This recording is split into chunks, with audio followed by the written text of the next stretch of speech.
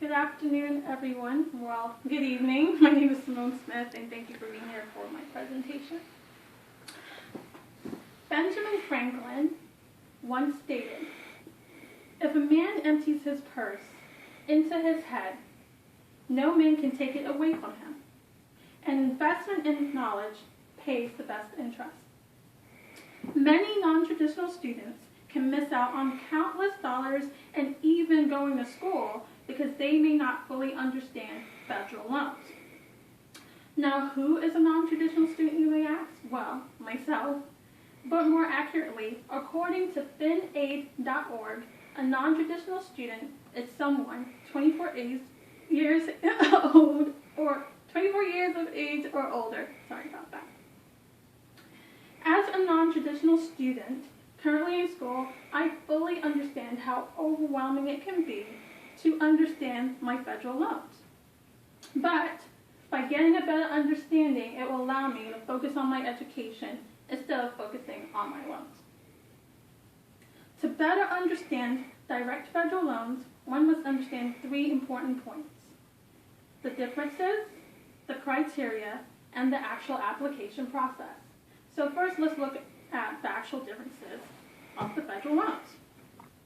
2 loans that make up a big part of the financial aid package is the direct subsidized and unsubsidized federal loans. Both of them are funded by the federal government. And according to direct.ed.gov, students submit one application for either loan.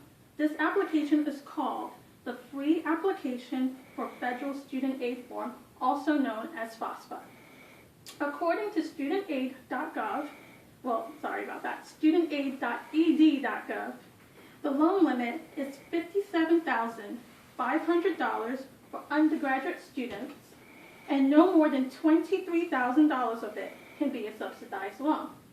Furthermore, according to the same site, $138,500 is the maximum amount for a graduate or professional student, and no more than $65,500 of it can be in subsidized loans. Payments for either loan are made back to the U.S. Department of Education, and there are various ways to repay back either loan. Now, the direct subsidized loan is based on the financial need of the student. Interest is not charged on this loan during the time under the following circumstances. First, if you as a student are enrolled in school for at least half time in an undergraduate program. Secondly, during a grace period, which is 6 months after you graduate, withdraw from school, or you are enrolled less than half time. During the periods of deferment, which are certain situations where your payments are placed on hold. And because this is need-based, a student cannot borrow any more than what is recommended based on their need. You have to be an undergraduate student enrolled at an accredited school in order to apply for this type of loan.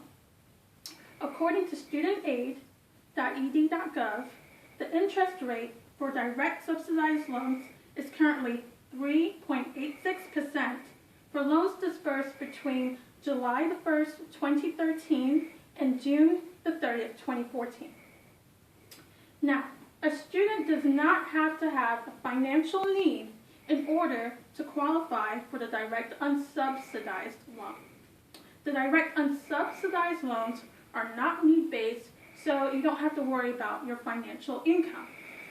Both undergraduate and graduate students are eligible for the unsubsidized loan.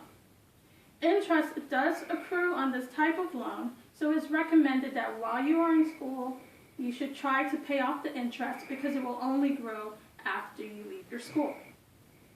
Furthermore, according to studentaid.ed.gov, currently the interest rate for unsubsidized loans is 3.86% for undergraduates and 5.41% for graduate students. And these are for loans that are disbursed between July the 1st, 2013 and June the 30th, 2014.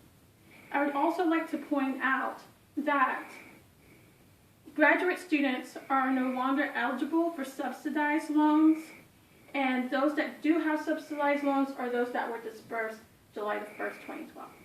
After that, they no longer qualify.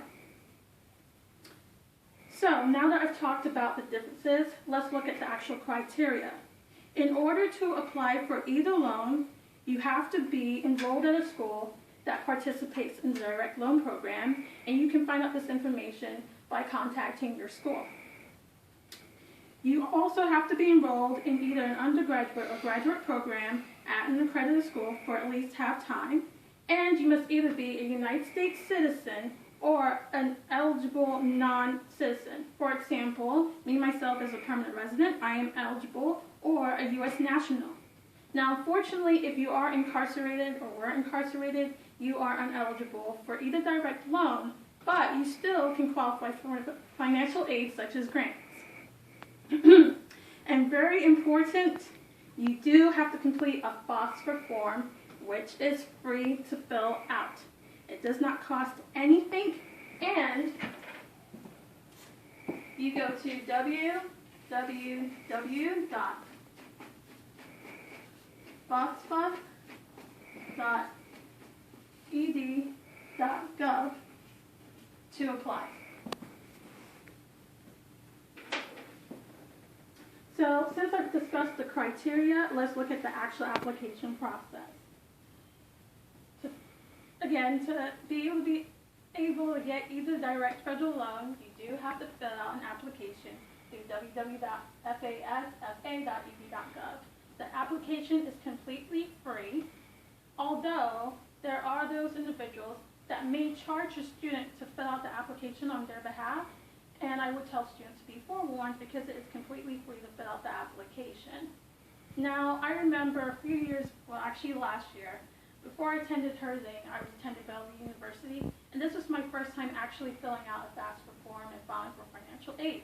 But thankfully, just like other schools, they have a financial aid department with very helpful individuals that will walk you through the steps of applying for your direct loans. Now, when you do apply, you don't necessarily need the most up-to-date tax information, and you can use your previous year's tax information as a guide.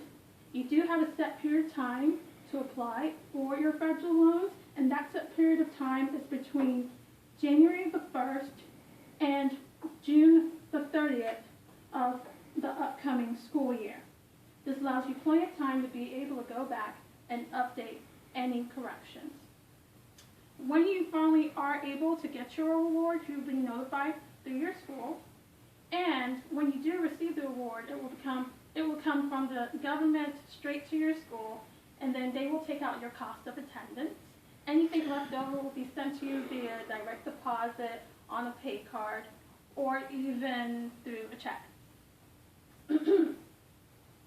Now, in closing, some tips I would recommend is to file your FOSFA early. If you do file your FOSFA early, you will get your student aid report, also known as your STAR report, in as little as 6 weeks, and it will let you know what you qualify for, and if you do, if anything, have to contribute to the cost of your school. Now, many people do not know that there is the American Opportunity Tax Credit, which gives you the ability to earn some extra cash aside from your financial aid. According to the IRS, if you as an individual make $80,000 a year or less, or if you're married $160,000 a year or less, then you are qualified to get back up to $2,500 up to 4 years you're enrolled in post-secondary education. This credit was set to expire in 2012, but thankfully they extended it until 2017. So, to conclude, we live in a world of regret, and many adults feel that they cannot go back and further their education because they don't fully understand the federal loans.